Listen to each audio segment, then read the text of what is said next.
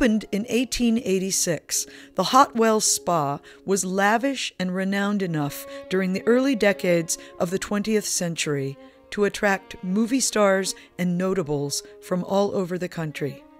Will Rogers, Gloria Swanson, Theodore Roosevelt, Cecil B. DeMille, Rudolph Valentino all dipped their famous forms into the baths. Guests could sleep at the spa in the lovely 200-room hotel. People went to Hot Wells for rejuvenation, recreation, respite, and courting, among other things.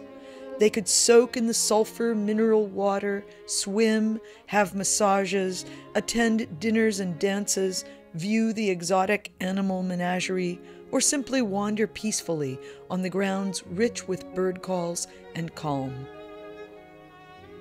The Hot Wells area was so mysterious to a young child, and between the palm trees and the sound of the water fountain at night, you just fed yourself, soaked up all the magic you could while you were there, just savored everything that happened.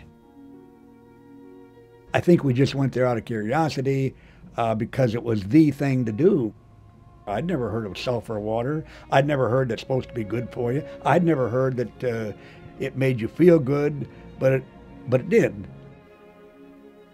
The atmosphere at Hot Wells was it was a very popular place for people to go for healing purposes, in addition to fun in the swimming pool.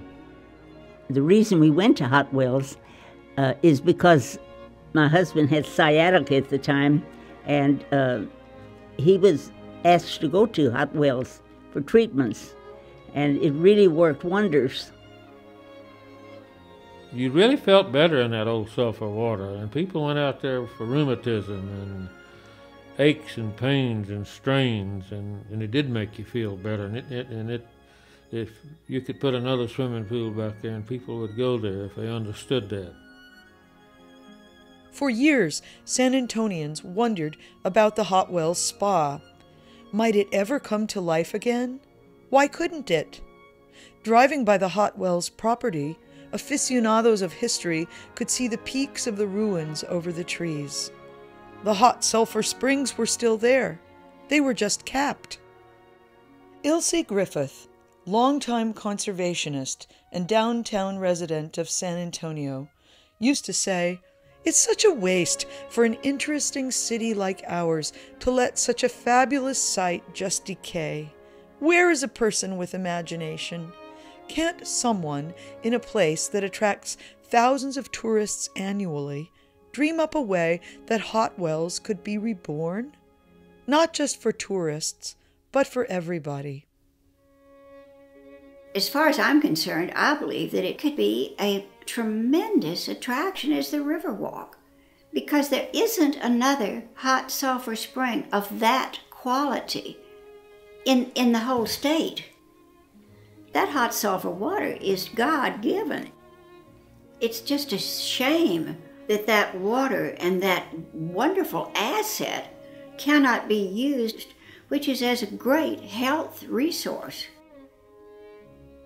One of the last newspaper stories I read to my friend Ilse Griffith in her hospital bed in April of 1999, when she was 99, only days before she died, was the great news that the Hot Wells Spa and surrounding acreage had been purchased by developer James Lifshutz. His hope was to revive the site, to reinvent it in some way to benefit the community, the South Side, all the people who felt wistful about its loss, and new people yet to come. Ilse said, "Well, that's just about the best thing I ever heard." This is Naomi Shihab Nye, with Thelma Dinkla, Edith McAllister, Maury Maverick Jr., Rose Pomerantz Klein, and John Daniels.